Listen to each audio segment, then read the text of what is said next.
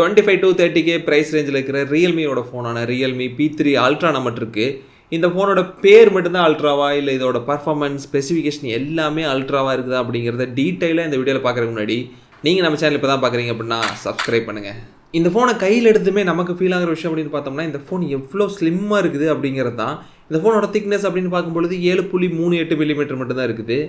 ஆனால் இந்த ஃபோனோட பேக் பேனல் நிலவு மாதிரியான டிசைனில் கொடுத்துருக்காங்க. இந்த பேக் பேனலில் லைட்டு படும்போது கொஞ்சம் கிளிட்டரிங்கான ஸ்டைலில் நிலவோட கவ்ஸ் அண்ட் மேலே இருக்கிற பகுதியெல்லாம் க்ளோ ஆகுது. ஸோ இது லைட்டு படும்போது மட்டும் கிடையாது, லைட்டு இல்லாதப்போவும் க்ளோ ஆகும். அதாவது இந்த பேக் பேனலில் யூவி லைட் படும்பொழுது அதை அப்சர்வ் பண்ணி வச்சுட்டு லைட் ஆஃப் ஆகும்போது க்ரீன் கலரில் க்ளோ ஆகும். ஸோ இந்த பேக் பேனலோட க்ளோயிங் எஃபெக்ட் எப்படி இருக்குது அப்படிங்கிறத நம்ம பார்த்துருவோம். ரியல்மி அவங்க அஃபிஷியலாக கமிட் பண்ண க்ளோயிங் எஃபெக்ட் இது, நம்மளுக்கு கிடைச்ச க்ளோயிங் எஃபெக்ட் இப்படி இருக்குது. இந்த க்ரீன் கலர்லான க்ளோவிங் எஃபெக்ட் ரொம்ப நேரத்துக்குலாம் இருக்காது. கூடவே லைட் ரொம்ப நேரம் இது மேலே ஹெவியாக பட்டிருந்தால் மட்டும்தான் இந்த க்ளோயிங் எஃபெக்ட் கிடைக்கும். ஒவ்வொரு ஃபோன்லேயும் அந்த ஃபோன் யூனிக்காக தெரியறதுக்காக இந்த மாதிரி தனித்துவமான ஃபியூச்சர்ஸ் இருக்கணுமா, இல்லை இதெல்லாம் வெறும் ஜஸ்ட் மார்க்கெட்டிங் டைம்ஸ் தானா? நீங்கள் என்ன நினைக்கிறீங்க அப்படிங்கிற உங்கள் கருத்தை கமெண்ட்டில் சொல்லுங்கள். ஸோ இந்த ஃபோனோட வெயிட் அப்படின்னு பார்த்தோம்னா 183 கிராம் தான் இருக்குது. என்ன தான் பெரிய லெவலான பேட்டரி இருந்தாலும் வெயிட் நல்லா கம்மியாக வச்சுக்கிறாங்க. ஸோ லாங் டைம் யூஸ் பண்ணும்பொழுது இந்த ஃபோனை ஹோல்ட் பண்ணும்பொழுது ஹெவியாலாம் ஃபீல் ஆகாமல் லைட்டாகவே இருக்குது. ஃபோனோட சைடில் ஃப்ளாட்டான ஃப்ரேம் கொடுத்துருக்காங்க. இந்த ஃப்ரேம் மெட்டல் மாதிரியான ஒரு ஃபினிஷ் கொடுத்துருக்காங்க, இருந்தாலும் இது பிளாஸ்டிக் தான். ஸோ இதோட குவாலிட்டி ஓகே, நல்லா சாலிடாக தான் இருக்குது. ஆனால் இதோட ஃபினிஷிங் இன்னும் கொஞ்சம் பெட்டராக இருந்திருக்கலாம். க்ளோஸாக பார்க்குறப்போ இதோட ஃபினிஷிங் அவ்வளோ நல்லா இல்லை. அண்ட் இந்த சைடு ஃப்ரேமில் ஸ்மெட்ஜஸ் அண்ட் ஃபிங்கர் பிரிண்ட்ஸ் ஈஸியாகவே பதிஞ்சிருது. பேக் பேனல்லையும் பதியுது, பட் அதை அவ்வளோ எவிடென்ட்டாக தெரியல. பட் சைடு ஃப்ரேமில் ஈஸியாக ஃபிங்கர் பிரிண்ட் பதிஞ்சிருது. ஃபோனோட பேக் சைடு என்ன தான் கிளாஸியான ஃபினிஷில் இருந்தாலும் அதுவும் பிளாஸ்டிக் தான். ஸோ அந்த பேக்கில் ப்ரீமியம்ஸ் அதிகமாக இல்லை. ஸோ ஃபோனோட பேக் சைடு பெருசாக ரிச்சாக ஃபீல் ஆகலை. அப்படின்ட்டு ஃப்ரண்ட்டில் பார்த்தோம்னா அங்கே கதையே வேறு மாதிரி இருக்குது. 4 சைட்லேயுமே கவுடான டிஸ்பிளே கொடுத்துருக்காங்க. அதுவும் மினிமலான பெசல்ஸ் இருக்குது. கவர் போட்டு யூஸ் பண்ணும்போது இந்த பெசல்ஸ் இருக்கிறதே பெருசாக நம்மளுக்கு தெரியறதில்ல. கவ் டிஸ்பிளேல இருக்கிற இன்னொரு அட்வான்டேஜ் அப்படின்னு பார்க்கும்பொழுது நேவிகேஷன் கெஸ்ட் யூஸ் பண்ணும்பொழுது, அதாவது ஹோம், பேக், ஸ்வைப் அப்பெல்லாம் பண்ணும்பொழுது ரொம்ப ஸ்மூத்தான ஒரு எக்ஸ்பீரியன்ஸ் கிடைக்குது. ஓவராலாக மினிமலான பெசல்ஸோட இந்த கர்வ் டிஸ்பிளே ஃப்ரண்ட்டில் பார்க்கறதுக்கு செம்மையாகவும் ஃபியூச்சரிஸ்டிக்காகவும் இருக்குது. ஓகே, லுக்காக நல்லா இருக்குது. பட் டிஸ்பிளே எப்படின்னு பார்த்தோம்னா இந்த ஃபோனில் 6.83 இன்ச்சுக்கான டிஸ்பிளே கொடுத்துருக்காங்க. 1.5K ரெசல்யூஷனோட வருது. இது ஒரு நல்ல வைப்ரண்டான டிஸ்பிளே. கலர்ஸ் நல்லா இருக்குது. கலர் ரீப்ரொடக்ஷனும் அக்யூரேட்டாக இருக்குது. இன்டோரில் யூஸ் பண்ணும்பொழுது பிரைட்னஸ் லெவலும் செம்மையாக இருக்குது. அவுட்டோர்லையும் பிரைட்னஸில் எந்த பிரச்சனையும் இல்லை. ரீடபிலிட்டி ஈஸியாக தான் இருக்குது. ஸ்டில் இந்த ப்ரைஸில் வர காம்படிட்டர் மாதிரி இன்னும் கொஞ்சம் பிரைட்னஸ் லெவல்ஸ் அதிகமாக கொடுத்துருக்கலாம். 120 Hz ரெஃப்ரெஷ் ரேட் இருக்கிறனால ஸ்க்ராலிங் அனிமேஷன்லாம் பக்காவாக ஸ்மூத்தாக இருக்குது. யூடியூபுக்கு HDR சப்போர்ட் கொடுத்துருக்காங்க. பட் நெட்ஃப்ளிக்ஸுக்கு HDR சப்போர்ட் இல்லை. நெட்ஃப்ளிக்ஸ் HDR சப்போர்ட் இந்த ப்ரைஸ் ரேஞ்சில் இருந்திருந்தால் நல்லா இருந்திருக்கும். ஸோ கேம்ஸ் விளையாடும்பொழுது, மூவிஸ் பார்க்கும்பொழுது நார்மலாக யூசபிலிட்டிலையும் இந்த டிஸ்பிளே ரொம்பவே நல்லா இருக்குது. கூடவே இந்த ஃபோனுக்கு 0.5 mm Corning Gorilla 7i display protection கொடுத்துருக்காங்க. ஸோ இது day to day display use பண்ணலப்போ வர ஸ்க்ராச்சஸ்லேருந்து இதை ப்ரொடக்ட் பண்ணும். கூடவே இந்த ஃபோனுக்கான வாட்டர் அண்ட் டஸ்ட்டுக்கான IP ரேட்டிங் அப்படின்னு பார்க்கும்பொழுது IP66, 68, IP69 high and protection கொடுத்துருக்காங்க. ஸோ இதனால் இந்த ஃபோனை தண்ணிக்குள்ளே போட்டாலும் அல்லது ரொம்ப மழையில் நீங்கள் யூஸ் பண்ணாலும் பெருசாக எந்த பாதிப்பும் இருக்காது. இன்னும் எக்ஸாக்டாக சொல்லணும் அப்படின்னா 1.5 மீட்டர் டெப்த்தில் 30 நிமிஷத்துக்கு இந்த ஃபோன் தண்ணிக்குள்ளே இருந்தாலும் ஃபோனுக்கு எந்த பாதிப்பும் வராது. ஸோ இந்த IP ரேட்டிங் இந்த ப்ரைஸ் ரேஞ்சில் இருக்கிற காம்படேட்டர் கூட கம்பேர் பண்ணும்போது இந்த ஃபோனை கொஞ்சம் ஸ்டாண்ட் அவுட்டாகவே தெரிய வைக்குது. இந்த ஃபோனில் NFC கிடையாது. பட் இந்த ஃபோனை ரிமோட்டாக யூஸ் பண்ணுறதுக்கான IR பிளாஸ்டர் ஃபோனோட டாப்பில் கொடுத்துருக்காங்க. ஸோ என்ன தான் இந்த ஃபோனுக்கு 1000 ப்ரொடக்ஷன் கொடுத்துருந்தாலும் இது கர்வ்டான டிஸ்பிளே கீழே போடும்பொழுது டேரெக்டாக இம்பேக்ட் இதோட டிஸ்பிளேயில் படுறதுக்கான வாய்ப்பு அதிகம். ஸோ இந்த ஃபோன் வாங்குறீங்க அப்படின்னா கொஞ்சம் பத்திரமா யூஸ் பண்ணுங்கள். ஸோ இந்த ஃபோனோட IP rating and military grade சர்டிஃபிகேட்லாம் நம்மளுக்கு டேரெக்டாக சொல்கிற விஷயம் என்னென்னா இந்த ஃபோன் ரொம்ப நாளைக்கு பயன்படுத்தலாம் அப்படிங்கிறது தான். பட் ஃபோனை இந்த ரொம்ப நாளைக்கு பயன்படுத்தணும் அப்படின்னா இந்த ஃபோனுக்கான சாஃப்ட்வேர் அப்டேட்ஸும் ரொம்ப நாளைக்கு இருக்கணும்ல. ஸோ அப்படின்னு பார்க்கும்பொழுது இந்த ப்ரைஸ் ரேஞ்சில் சாஃப்ட்வேர் அப்டேட்ஸ் நம்ம எதிர்பார்க்கறது மினிமமாக 3 வருஷத்துக்காக ஆண்ட்ராய்டு அப்டேட் கொடுக்கணும் அப்படிங்கிறது.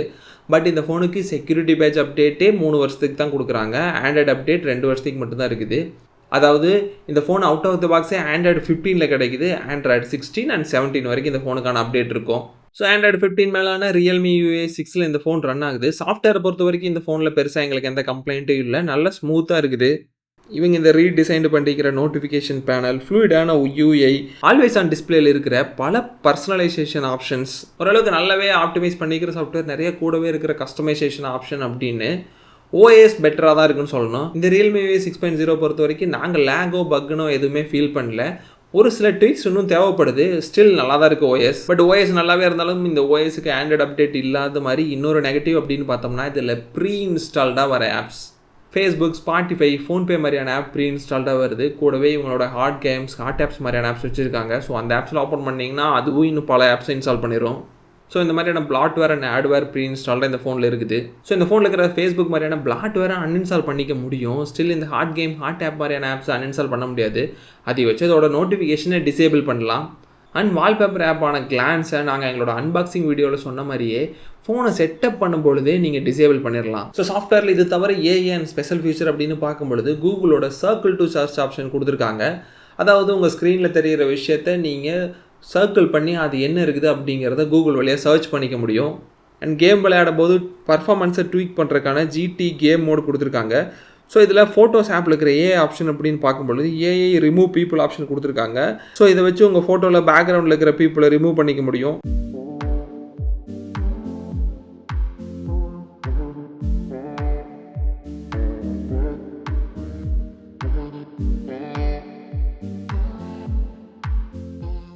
ஆனால் உங்களுக்கு தேவையில்லாத ஆப்ஜெக்ட் அழிக்கணும்னு நினச்சிங்கன்னா ஸ்மார்ட் லேஷோ ஆப்ஷன் கொடுத்துருக்காங்க.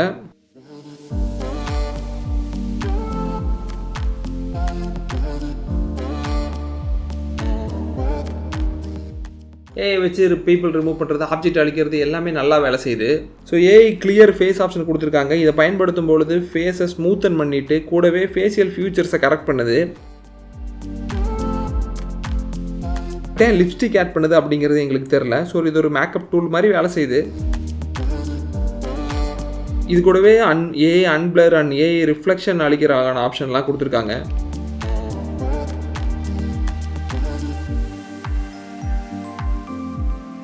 அண்ட் இந்த ஃபோனில் டியூவல் ஸ்பீக்கர் சிஸ்டம் கொடுத்துருக்காங்க. பட் பாட்டம் ஸ்பீக்கர் தான் லவுடாக இருக்குது. மேலே இருக்கிற ஸ்பீக்கர் ரொம்ப லவுடாலாம் இல்லை. ஸோ 2 ஸ்பீக்கர்லேயும் ஆடியோ லெவல் டிஃப்ரெண்ட்டாக இருக்குது. ஸோ பாட்டம் ஸ்பீக்கர் பெருசாக இருக்கிறனால அது லவுட்னஸ் அதிகமாக கொடுக்குது. டாப்பில் அந்த அளவுக்கான லவுட்னஸ் இல்லை.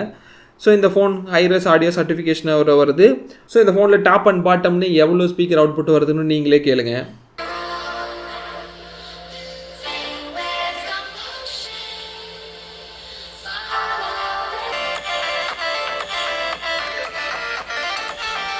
ப்ளூடூத் அப்படின்னு பார்க்கும்பொழுது ப்ளூடூத் 5.4 கொடுத்துருக்காங்க.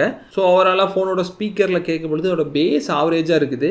பட் வால்யூமை பூஸ்ட் பண்ணுறதுக்கான பூஸ்ட் ஆப்ஷன் இருக்குது. 3.5 ஹெட்ஃபோன் ஜாக் இதில் கிடையாது. டியூவல் நாய்ஸ் கேன்சலேஷன் மைக்ரோஃபோன் கொடுத்துருக்காங்க. அதனால கால் குவாலிட்டி நல்லாவே இருக்குது. எங்களுக்கு எந்த கால் ட்ராப்போ இல்லை கால் பேசும்போது டிஸ்டர்பன்ஸோ இல்லை ஆப்போசிட்டில் இருக்கிறவங்களுக்கு கால் சரியாக கேட்காத மாதிரி எந்த பிரச்சனையும் இல்லை. பர்ஃபெக்டாக இருந்தது. அண்ட் லவுட் ஸ்பீக்கர், இயர்ஃபோன்னு ரெண்டுலேயும் கால் குவாலிட்டி நல்லாவே இருந்துச்சு. கூடவே ஹாப்டிக் அப்படின்னு பார்க்கும்போது இந்த ஃபோனுக்கு ஹாப்டிக்ஸ் அப்படிங்கிறத கொடுத்துருக்கிறதா ரியல்மி சொல்கிறாங்க. ஹாப்டிக்னு மட்டும் தனியாக எடுத்து பார்க்கும்பொழுது ஆவரேஜ் அப்படின்னு தான் சொல்லணும். சில டைம் ஃபோனே ஃபுல்லாக வைப்ரேட் ஆகிற மாதிரியான ஒரு ஃபீல் கொடுக்குது. பட் இந்த ஹாப்டிக்கோட இன்டெகிரேஷன் நல்லா இருக்குது. அதாவது நம்ம வால்யூம் இன்க்ரீஸ் பண்ணும்போது, பிரைட்னஸ் இன்க்ரீஸ் பண்ணும்போதுன்னு எல்லா இடத்துலையும் இந்த ஃபோனோட ஹாப்டிக்ஸை இன்டெகிரேட் பண்ணிருக்காங்க. ஸோ நம்ம ஒரு வால்யூம் ரைஸ் பண்ணுறோம் அப்படின்னா அது ஒரு பட்டன் திருவுற மாதிரியான எஃபெக்டில் நம்மளுக்கு அது ஃபீல் ஆகுது. ஸோ இந்த மாதிரியான இம்ப்ளிமெண்டேஷன் நல்லாவே இருக்குது. ஸோ இந்த ஃபோனோட பேட்டரி அப்படின்னு பார்க்கும்பொழுது 6000 mAh பேட்டரி, 80 வாட் சார்ஜர் பாக்ஸில் இன்க்ளூட் பண்ணிடுறாங்க. ஸோ சார்ஜிங் ஸ்பீட் அப்படின்னு பார்க்கும்பொழுது 27 நிமிஷத்தில் 50% சார்ஜ் ஆகிருது. சார்ஜ் ஃபில் ஆகிறதுக்கு 1 மணி நேரம் தேவைப்படுது. நாங்கள் சொன்ன இந்த சார்ஜிங் ஸ்பீட் எல்லாமே ஸ்மார்ட் ரேபிட் சார்ஜிங் அப்படிங்கிற ஆப்ஷனை எனேபிள் பண்ணியிருக்கும் பொழுது, ஸோ ரியல்மியே ஸ்மார்ட் ரேபிட் சார்ஜிங் எனேபிள் பண்ணியிருந்தோம் அப்படின்னா ஃபோன் ஹீட் ஆகும் அப்படிங்கிறத சொல்கிறாங்க. ஃபோன் இப்போ மட்டும்தான் ஹீட் ஆகுது தானே, சரி அதை அப்புறம் பார்ப்போம். கூடவே இந்த ஃபோனில் பைபாஸ் சார்ஜிங் ஆப்ஷன் கொடுத்துருக்காங்க. அதாவது இந்த ஃபோன் பவரில் கனெக்ட் ஆகிருக்கும் பொழுது பேட்டரி சார்ஜ் ஆகாமல் டேரெக்டாக வர்ற பவரை ஃபோன் யூஸ் பண்ணிக்கும். ஸோ இந்த ஆப்ஷன் கேம்ஸ் இன்டென்சிவாக விளையாடும் போது யூஸ் ஆகும். ஆனால் இந்த ஃபோனோட கேம் பர்ஃபார்மன்ஸ் அப்படின்னு பார்க்கும்பொழுது லைட்டான கேம்ஸுக்கு எந்த பிரச்சனையும் இல்லை.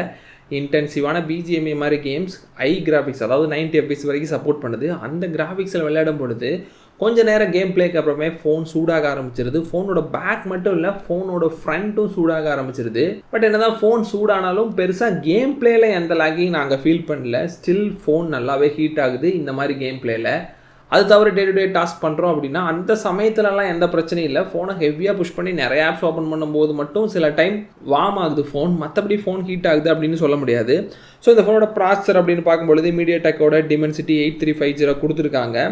ஸோ ஆண்ட்ராய்ட் ஸ்கோர் அப்படின்னு பார்த்தோம்னா 13,50,000 அப்படிங்கிற ரேஞ்சில் நம்மளுக்கு கிடைக்குது. CPU த்ராட்லிங்கும் ஒரு சில இடத்துல இருக்குது.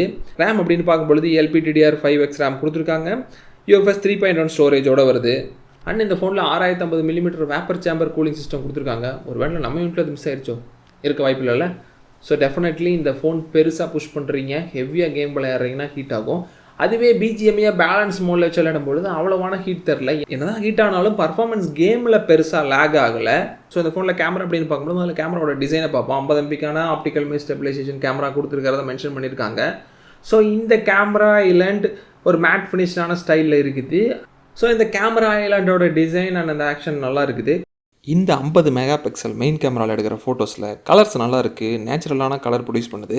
நார்மலாக பார்க்கும்போது ஆப்ஜெக்ட் மேலான ஃபோக்கஸ், பேக்ரவுண்ட் பிளர், டீட்டெயில் எல்லாமே நல்லா இருக்குது. பட் ஜூம் பண்ணும்பொழுது கொஞ்சம் ஃபோட்டோஸோட ஷார்ப்னஸ் குறையுது. அண்ட் நைட்டில் எடுக்கிற ஃபோட்டோஸ்லேயும் நாய்ஸ் கம்மியாக இருக்குது, பெட்டரான கலர்ஸோட ஃபோட்டோ கிடைக்குது அண்ட் அது யூஸபுளாகவும் இருக்குது. பட் நைட்டில் எடுக்கிற ஃபோட்டோஸில் ப்ராசஸிங் டைம் அதிகமாக இருக்கிறனால ஷட்டர் ஸ்பீடு கொஞ்சம் ஸ்லோவாக இருக்குது. செல்ஃபின்னு பார்க்கும்பொழுது பேக் கேமராவில் எடுக்கிற ஃபோட்டோஸில் ஸ்கின் டோன் ஓரளவுக்கு பர்ஃபெக்டாக இருக்குது. எட்ஜ் டிடெக்ஷன் நியர் பர்ஃபெக்டாக இருக்குது. ஃப்ரண்ட் கேமரா பொறுத்த வரைக்கும் கலர் லெவல் அண்ட் எட்ஜ் டிடெக்ஷன்லாம் இன்னும் இம்ப்ரூவ்மெண்ட்ஸ் தேவைப்படுது. அல்ட்ராவைடான 8 மெகா பிக்சல் கேமராவில் எடுக்கிற ஃபோட்டோஸில் கலர் அக்யூரசி கன்சிஸ்டண்ட்டாக இருக்குது. பட் ஃபோட்டோஸில் இருக்கிற டீட்டெயில் ஜூம் பண்ணும்பொழுது ரொம்ப கம்மியாக இருக்குது. அதோட கூடவே ஃபோட்டோவோட எட்ஜில் டிஸ்ட்ராக்ஷன்ஸும் இருக்குது. ஸோ இந்த ஃபோனில் இது தவிர under water mode, dual video mode மாதிரியான ஆப்ஷன்ஸ் கொடுத்துருக்காங்க. வீடியோ அப்படின்னு பார்க்கும்பொழுது ஃப்ரண்ட் கேமராவில் 1080p 60 fps வரைக்கும் தான் ஷூட் பண்ண முடியும். இப்போ நீங்கள் பார்த்துருக்கிற இந்த வீடியோ இந்த ஃப்ரண்ட் கேமராவில் இதே செட்டப்பில் ஷூட் பண்ணுது. ஸோ இதோட குவாலிட்டி எப்படி இருக்குது, இதோட ஆடியோவும் இதுலேருந்தே நாங்கள் கேப்சர் பண்ணி யூஸ் பண்ணுறோம். இதோட ஆடியோ எப்படி இருக்குது அப்படிங்கிறத கமெண்ட்டில் சொல்லுங்கள். ஸோ பேக் கேமரா எப்படி இருக்குது அப்படிங்கிறத கூடவே பார்ப்போம். ஸோ 4K 60 fps வரைக்கும் ஷூட் பண்ண முடியும். ஸோ நீங்கள் பார்த்துட்டு இருக்கிற இந்த வீடியோ ரியல்மியோட P3 அல்ட்ராவில் 50 மெகா பிக்சல் மெயின் கேமராவில் எடுத்தது. ஸோ இதோட ஆடியோவும் இதில் தான் கேப்சர் பண்ணியிருக்கிறோம். ஸோ ஓவராலாக இமேஜ் குவாலிட்டி எப்படி இருக்குது, 4K 60 fpஸோட அவுட்புட் எப்படி இருக்குது அப்படிங்கிறத கமெண்ட்டில் சொல்லுங்கள். ஸோ இது ஒரு hand held video. So image ஆப்டிமைசேஷனும் இதில் எப்படி இருக்குது அப்படிங்கிறத நம்ம தெரிஞ்சுக்க முடியும். ஸோ இந்த ஃபோனோட ப்ரைஸிங் அண்ட் அவைலபிலிட்டின்னு பார்க்கும்பொழுது 8GB RAM 128GB internal memory இருக்கிற வேரியண்ட் 27,000 ரூபாய். 8GB 256GB வேரியண்ட் பார்க்கும்போது 28,000 ரூபா வருது. அதுவே 12GB RAM 256GB இன்டர்னல் மெமரினா 30,000 ரூபா வருது. ஸோ நார்மலாக இதில் 2,000 ரூபா பேங்க் ஆஃபர் ஃப்ளிப்கார்ட்டில் இருக்குது. ஸோ இந்த ஃபோன் 25,000 ரூபா அப்படிங்கிற ரேஞ்சில் ஸ்டார்ட் ஆகும். ஸோ இந்த ஃபோன் நம்மகிட்ட இருக்கிற க்ளோயிங் லூனார் ஒயிட் வேரியண்ட் தவிர ப்ளூ ரெட்டுன்னு இன்னும் 2 லெதர் வேரியன்ட்ஸ் இருக்குது. ஃபைனலாக இந்த ஃபோன் யாருக்கு சூட் ஆகும் அப்படின்னு பார்த்தோம்னா, ரியல்மிட்டிருந்து ஒரு ஃபோன் டிஸ்பிளே டிசைன் பக்காவாக இருக்கணும், நல்ல ஃபியூச்சரிஸ்டிக்காக 4 பக்கம் கவுடான டிசைனில் வேணும், கூடவே ஸ்மூத்தான UI அண்ட் பெரிய பேட்டரி இருக்கணும். 2 வருஷம் சாஃப்ட்வேர் அப்டேட்டுங்கிறது உங்களுக்கு ஓகே, அந்த பிரச்சனையும் கிடையாது. அண்ட் பெருசாக ஹெவியாக கேம் விளையாட மாட்டீங்க அப்படின்னா இந்த ஃபோன் உங்களுக்கு ஒரு பெஸ்ட்டு சாய்ஸாக இருக்கும். இல்லை இன்னும் ப்ரீமியமான பில்ட் வேணும், இல்லை ஹெவியாக கேம் விளையாடுவீங்க, பர்ஃபார்மன்ஸ் ரொம்ப முக்கியம் அப்படின்னா அதுக்கு இந்த ஃபோன் வந்தது கிடையாது. ஸோ ஓவராலாக இந்த P3 அல்ட்ரா பற்றி நீங்கள் நினைக்கிறீங்க, இல்லை உங்களுக்கு ஏதாவது டவுட் இருக்கா, நீங்கள் இந்த ஃபோன் வச்சுருக்கிறீங்களா அப்படிங்கிறத கமெண்ட்டில் சொல்லுங்கள். உங்களுக்கு இந்த வீடியோ யூஸ்ஃபுல் நினச்சிங்கன்னா லைக் பண்ணுங்கள், சப்ஸ்கிரைப் பண்ணுங்கள். அடுத்த வீடியோவில் பார்ப்போம். பாய்.